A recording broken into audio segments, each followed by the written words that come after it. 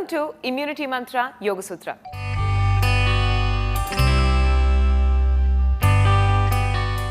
ఈ వారం ఇమ్యూనిటీ మంత్ర యోగ సూత్రలో శరీర బరువును తగ్గించుకోవడానికి, ఒబెసిటీ సమస్యను తగ్గించుకోవడానికి ఎటువంటి యోగాసనాలు చేస్తే బెనిఫిషియల్ గా ఉంటాయో చూస్తున్నాం కదండి.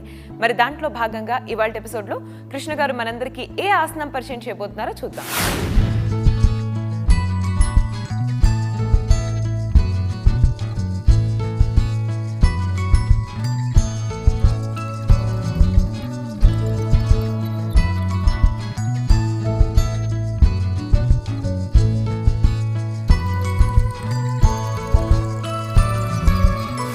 నమస్తే. ఇమ్యూనిటీ మంత్ర యోగా సూత్రాలో ఈ వారం అంతా మనము ఒబెసిటీ సమస్యతో బాధపడుతున్న వాళ్ళు ఎలాంటి ఆసనాలు చేస్తే బాగా ఉంటుందో అనే దానిపై చర్చించబోతున్నాము. దాంట్లో భాగంగా ఈరోజు మనము పరివృత్త త్రికోణాసనంపై చర్చించబోతున్నాము. మనం భుజంలో ఎక్కువగా అయిపోయి లేదా చేతులలో వెయిట్గా ఎక్కువ అయిపోయి కాళ్ళు సన్నగా ఉండడం అలా కాదండి. ఫస్ట్ మనకు ఈ పృష్ఠ భాగంలో కాళ్ళల్లో పొట్టలో వెయిట్ అనేది పెరుగుతుంది. ఈ యొక్క భాగంలోనే కదండి మన పృథ్వీతత్వంలో ఎక్కువగా ఉండే మూలాధార చక్రం ఉంది. అక్కడ ఇంబ్యాలెన్స్ అవుతే ఇవన్నీ ఇంబ్యాలెన్స్ అవునట్టు. కాబట్టి పృథ్వీతత్వాన్ని మనము బ్యాలెన్స్ చేయడానికి, మూలాధార చక్రాన్ని బ్యాలెన్స్ చేయడానికి కాళ్ళకి నడుముకి సంబంధించిన ఆసనాలు బాగా చేసినట్టు అయితే చాలా మంచిది. దీంతో పక్కకే ఉన్న స్వాదిష్టాన చక్రము నీటిపై బాగా ప్రభావం పడి అక్కడ దగ్గర ఉండే పొట్ట భాగంలో ఉండే ఆ మణిపుర చక్రం అగ్నికి ప్రతీక. ఈ 3 చక్రాలపై బాగా పనిచేసే ఆసనాలు మనం ఎప్పుడైతే చేస్తామో దాంతో ఒబెసిటీ, వెయిట్ లాస్ అనేది చాలా సులభంగా అవుతాయి. అలానే ఈ 3 చక్రాలు మనని బాగా ఈ ప్రపంచంలో ఉండే అన్నిటికి బంధిస్తుంటాయి. అంటే ఆహారం కావాలి, నిద్ర కావాలి, అది కావాలి, ఇది కావాలి, ఇవన్నీ ఆలోచనలు వెళ్ళి మనం కొద్దిగా స్పిరిచువల్గా అవుతాము. స్పిరిచువల్గా అంటే ఏదో భక్తి తీసుకొని సన్యాసం తీసుకోవడం అని కాదు. స్పిరిచువల్గా అంటే ఇది ఉంది చాలు, ఇంత ఆహారం దొరికింది ఇది చాలు, ఇప్పుడు అది తినాలనిపిస్తుంది, ఇది తినాలనిపిస్తుంది, అది ఆర్డర్ చేయాలనిపిస్తుంది అనే వాటిపై మన మనసు వెళ్ళదు. ఇంట్లో ఉన్న ఆహారం తీసుకొని తృప్తిగా ఉండగలుగుతాము. అలా చేసినప్పుడు మన శరీరము ఆటోమేటిక్గా హెల్దీగా ఉంటుంది కదా. అలానే ఇంత పరిశ్రమ చేయాలి అనేది కూడా లోపటి నుంచి వస్తుంది. ఇలా ఒబీస్గా ఉన్న వాళ్ళు పరివృత్త ఆసనాలు చేసినట్టు అయితే వాళ్ళకు చాలా మంచిది. 2 విధాలుగా మంచిది. ఒకటి, పొట్ట భాగము, నడుము భాగము, కాళ్ళ భాగంలో ఉండే కండరాలని బాగా ఇదవుతాయి. అలానే నడుము కూడా బాగా వాళ్ళకి ఫ్లెక్సిబుల్గా అవుతుంది, వీప్ బాగా ఫ్లెక్సిబుల్గా అవుతుంది. ఇవన్నిటితో వాళ్ళ మొత్తం లోవర్ బాడీ, అప్పర్ బాడీ బాగా ఎక్సర్సైజ్ అవుతుంది. కాబట్టి ఇది వాళ్ళకు చాలా మంచిది. చెమట కూడా బాగా వస్తుంది. అలానే ఈ యొక్క పరివృత్త ఆసనాలు మన పారాసింపథెటిక్ నర్వస్ సిస్టమ్కి మంచిది. మనకు స్ట్రెస్ని తక్కువగా చేసి కామ్గా చేస్తుంది. లావుగా ఉన్న వాళ్ళకు పిత్తతత్వం ఎక్కువగా ఉంటుంది. పిత్తతత్వం వాళ్ళకు కోపం బాగా తొందరగా వస్తుంది. నువ్వు లావుగా ఉన్నావు అనగానే వాళ్ళకు ఇలా చూస్తుంటారు. వాళ్ళకు కోపం అనేది ఎక్కువగా వస్తుంది, వాళ్ళకు బాధ అనేది తొందరగా కలుగుతుంది. కాబట్టి ఇలా ట్విస్టెడ్ ఆసనాలు ఎప్పుడైతే చేస్తారో మెంటల్గా కూడా వాళ్ళు బాగా స్టేబుల్గా అవుతారు. పీస్ ఆఫ్ మైండ్ వాళ్ళకి బాగా ఉంటుంది. ఈ 2 విధాలుగా ఈ పరివృత్త ఆసనాలు వాళ్ళకు ఎఫెక్ట్ చూపిస్తాయి. ఈ ఆసనాలు ఎలా చేయాలో చూద్దాము. ముందుగా మనము వీపుని సూటిగా చేసి ఇలా పరివృత్తంగా కుడివైపు తిరగండి. కుడివైపు ఇలా వజ్రాసనంలో కాకుండా సుఖాసనంలో కూడా తిరగవచ్చు. ఇలా తిరిగినప్పుడు ఛాతీలో ఎక్కువ కాకుండా పొట్ట నుంచి తిరిగేలాగా చూడాలి. అలానే రెండో వైపు కూడా మనము తిరుగుదాము. మళ్ళీ కుడివైపు, ఎడమవైపు, కుడివైపు, ఎడమవైపు, కుడివైపు, ఎడమవైపు. ఈ విధంగా 2 వైపులా తిరిగి దాని తర్వాత అధోముఖ శ్వానాసనంలో వెళ్దాము. ఇలా అధోముఖ శ్వానాసనంలో కాళ్ళని బాగా ఆడించండి. అలా ఆడించి ఒక పాదాన్ని ముందుకు పెట్టి ఇలా నిలబడదాము. ఇలా నిలబడి మనము కుడి కాలుని వెనకాల పెట్టి ఎడమ పాదాన్ని ముందుకు పెట్టి కుడి చేతిని పైకి చేసి నిలబడాలి. ఇలా ఉండి ఈ విధంగా ఫార్వర్డ్గా బెండ్ అయిపోయి కొంత సమయం పాటు ఉండండి. దాని తర్వాత ఈ యొక్క కుడి చేతిని ఎడమ పాదంపై లేదా ఎడమ పాదం బయటి భాగంలో పెట్టి ట్విస్ట్ అవ్వండి. మీకు వెయిట్ నేను కింద పడిపోతాను అనిపిస్తే ఇలానే చేయండి. కాదు మొత్తం ఆసనం చేయగలుగుతానంటే ఇలా రెండో చేతిని కూడా పైకి చేయండి. అసలైతే మీరు పై వైపు చూడాలి. అలా చూడలేకున్నా కింది వైపు ముందు వైపు చూసినా చాలా మంచిది.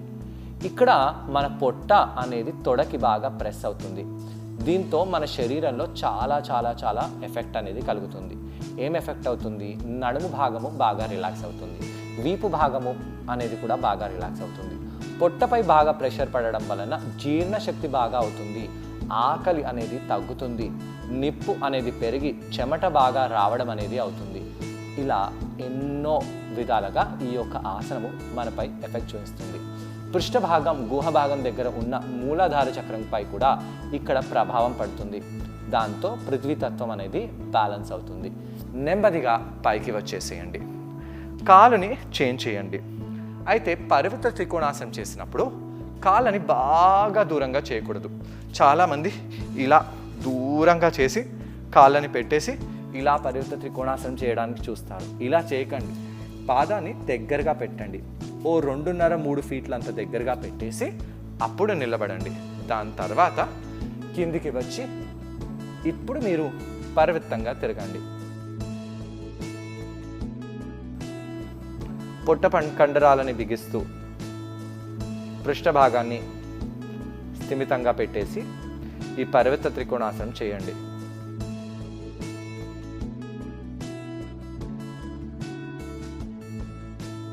దాని తర్వాత నెమ్మదిగా పైకి వచ్చేసేయండి. కేవలం పరివృత్త త్రికోణాసనం చేస్తే వెయిట్ తగ్గుతుందా? కాదండి. మనము పరివృత్తంగా ఉండే పార్శ్వకోణాసనము అలాంటి ఎన్నో ఆసనాలు ఉన్నాయి. పరివృత్త ఆంజనేయాసనం కూడా ఉంది. ఇలాంటి ఎన్నో ఆసనాలను మీరు చేయవచ్చు.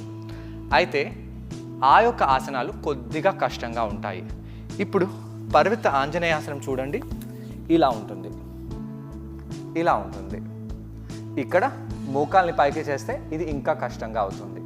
కాబట్టి ఇలా ఛాలెంజింగ్గా ఉండే ఆసనాలను చేస్తే మంచిది. అయితే సాధారణంగా మనం గమనించేది ఏంటంటే వాళ్ళు ఈ విధంగా పరివృత్త ఆసనాలు చేస్తారు. ఎందుకు చేస్తారు? పొట్ట భాగం ఎక్కువగా ఉంది, దాన్ని వాళ్ళని ఇలా దగ్గరగా తేవాలంటే ఇబ్బందిగా కలుగుతుంది. కాబట్టి ఇలా రిలాక్సింగ్గా చేస్తారు. సరే అండి, మీరు ఇంత గ్యాప్ పెట్టకుండా ఈ చేతిని కొద్దిగా దగ్గరగా తెచ్చేసి చేయండి. ఇలా చేయడం వలన పొట్ట కండరాలపై మూలాధార చక్రపై ఇంకా ఎక్కువగా ఫోకస్ పడుతుంది. అయితే పొట్టని బాగా కంఫర్టబుల్గా పెట్టకుండా బిగిసి మనము ఆసనం చేసినట్టయితే ఈ ఆసనము మన శరీరంపై చాలా మంచి ప్రభావం చూపిస్తుంది. ఇలా పరివృత్త ఆసనాలు చేసినప్పుడు పాదాలని దూరంగా పెట్టాలి.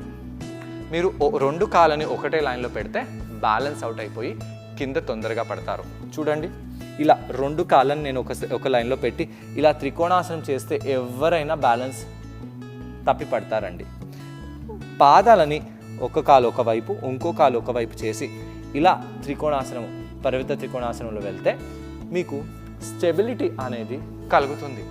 స్టెబిలిటీని ముందు కాళ్ళని ముందు బాగా బ్యాలెన్స్ చేసి దాని తర్వాత ట్విస్ట్ అవ్వండి. ట్విస్ట్ అయ్యేటప్పుడు పొట్టపై, వీపుపై, ఇవన్నిటిపై గుహ భాగంపై ప్రభావం పడేలాగా ఈ ఆసనం చేస్తే చాలా చాలా మనకు మేలు కలుగుతుంది. చూసారు కదండి, ఈ ఆసనం పేరు పరివృత్త త్రికోణాసనం. ఇప్పుడు ఈ ఆసనాన్ని ట్రై చేయడానికి కృష్ణ గారితో పాటు నేను కూడా జాయిన్ అవబోతున్నాను. మరి మా ఇద్దరిని చూసి ఈ ఆసనాన్ని మీరు కూడా ట్రై చేయండి. నమస్తే.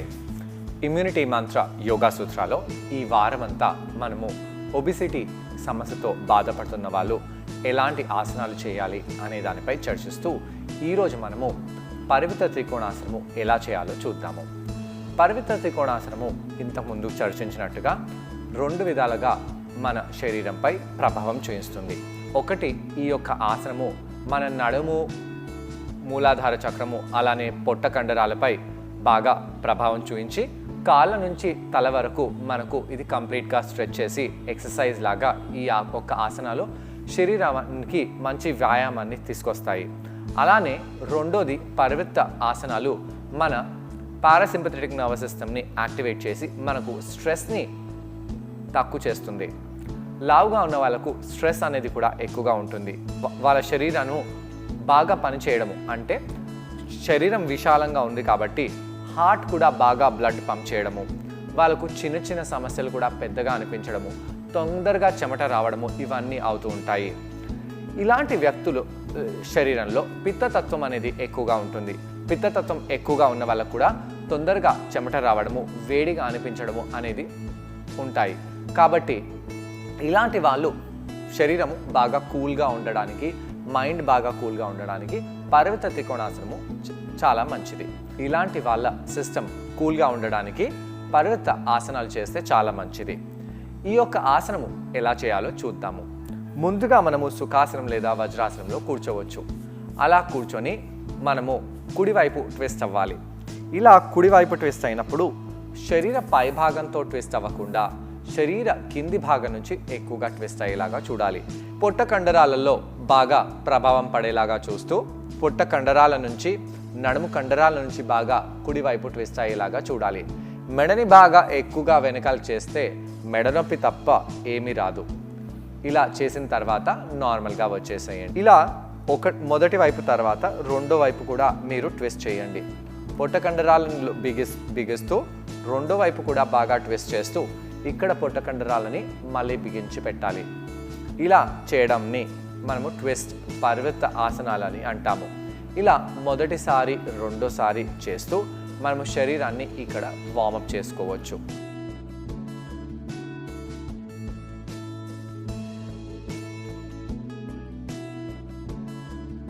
దీని తర్వాత మనము అధోముఖ శ్వానాసనంలో వెళ్తాము.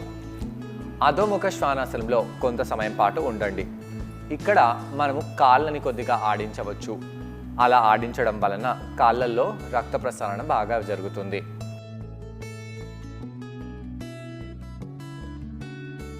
ఇలా చేసిన తర్వాత మనము ఇక్కడ కూడా పర్వతంగా ఉండే ఆసనాలను చేయవచ్చు.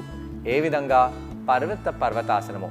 పాదాలను కొద్దిగా దూరంగా చేసి కుడి కాళ్ళ వేళ్ళని ఎడమ చేతితో తాకండి. దాని తర్వాత ఎడమ కాళ్ళ వేళ్ళని కుడి చేతితో తాకండి. ఇలా ట్విస్ట్ చేసినప్పుడు తలని కూడా అటువైపు తిప్పుతూ పొట్టని కూడా బాగా సంకర్షణ, అంటే లోపటికి బాగా బిగిసి పెట్టాలి. అలా చేయడం వలన పొట్ట కండరాలు, వీపు పై భాగంలో ఉండే కండరాలపై కూడా బాగా ప్రభావం పడుతుంది.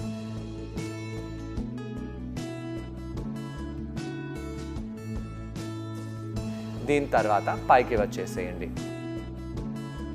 పైకి వచ్చి మ్యాట్ అటు వెనకాల భాగంలో నిలబడండి. ఇలా కొంత సమయం పాటు మీరు వార్మప్ చేసి పాదాలను కొద్దిగా దూరంగా చేసి పెట్టాలి. పాదాలు ఒకటే లైన్లో ఉంటే పర్వత ఆసనంలో బ్యాలెన్స్ అనేది ఉండదు. ఇప్పుడు మనము కుడి పాదాన్ని ముందుకు తీసుకొని వచ్చి పెట్టండి.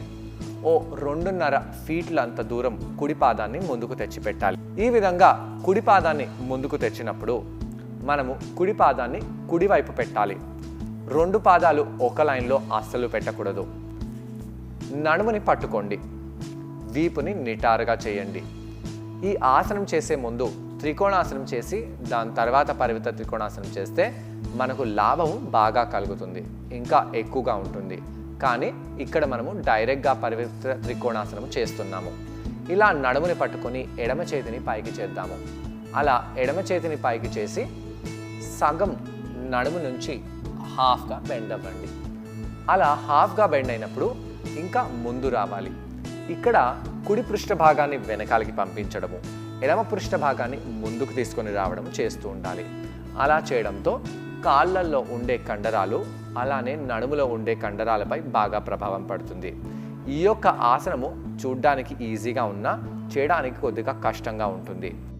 ఈ యొక్క ఎడమ చేతిని పాదము పై లేదా పాదము బయటి భాగంలో పెట్టండి. అలా పెట్టి చేతిని బాగా బిగిసి పెట్టేసి మనము తలని, శరీర పై భాగాన్ని కుడివైపు టర్న్ చేయాలి. అలా టర్న్ చేస్తూ కుడి చేతిని ఆకాశం వైపు కూడా తీసుకొని వెళ్ళవచ్చు. ఆ వేలు వైపు చూడవచ్చు, కానీ ఆ వేలుపై చూడకుండా ముందు మనం చూసినట్టయితే మనకు ఈ ఆసనము ఈజీగా అనిపిస్తుంది. ఇక్కడ పొట్ట కండరాన్ని మనము బాగా బిగిసి పెడుతున్నాము కాబట్టి పొట్ట అనేది తగ్గుతుంది. కాళ్ళపై ఈ ఆసనం నిలబడి చేస్తున్నాము కాబట్టి దీంతో మనకు చెమట అనేది బాగా కలుగుతుంది. ఒబిసిటీ వాళ్ళు చెమట వచ్చేలాగా, చెమట కార్చేలాగా ఆసనాలు చేస్తే చాలా మంచిది.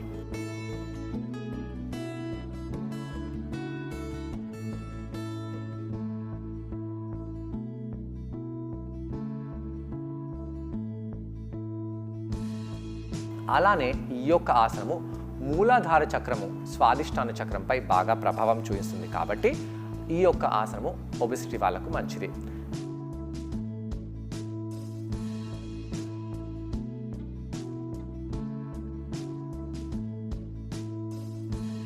దీని తర్వాత పైకి వచ్చేసేయండి. అలా పైకి వచ్చి కుడి పాదాన్ని వెనకాలకి తీసుకెళ్ళి ఎడమ పాదాన్ని ముందుకు తీసుకొని రావాలి. ఎడమ పాదాన్ని కూడా కొద్దిగా ఎడమ వైపు పెట్టాలి. అలా పెట్టేసి కుడి చేతిని ఆకాశం వైపు తీసుకెళ్ళి మనము నడుముని దగ్గర నుంచి బెండ్ అవుతాము. అలా బెండ్ అయిపోయి ఈ యొక్క కుడి చేతిని ఎడమ పాదం బయటికి లేదా ఎడమ పాదంపై పెట్టేసి మనము ఎడమ వైపు తిరుగుతూ ఆ ఎడమ చేతిని ఆకాశం వైపు పైకి చేసి ఉండాలి. ఇక్కడ కాళ్ళు చాలా దూరంగా తీసుకొని వెళ్ళకూడదు. కాళ్ళు కొద్దిగా దగ్గరగా తెచ్చిపెట్టాలి. అంటే కుడి పాదము ఎడమ పాదము చాలా ఎక్కువగా డిఫరెన్స్ ఉండకూడదు, పొడవుగా తీసుకోకూడదు. అడ్డంగా ఈ యొక్క పాదాలని బాగా జరిపి పెడితేనే మనము ఈ ఆసనం చేయగలుగుతాము. ఈ ఆసనం చేసినప్పుడు పొట్ట కండరాలని బాగా బిగిసి పెట్టి ఆసనం చేస్తే మనకు ఈ యొక్క ఆసనం చాలా లాభప్రదంగా ఉంటుంది.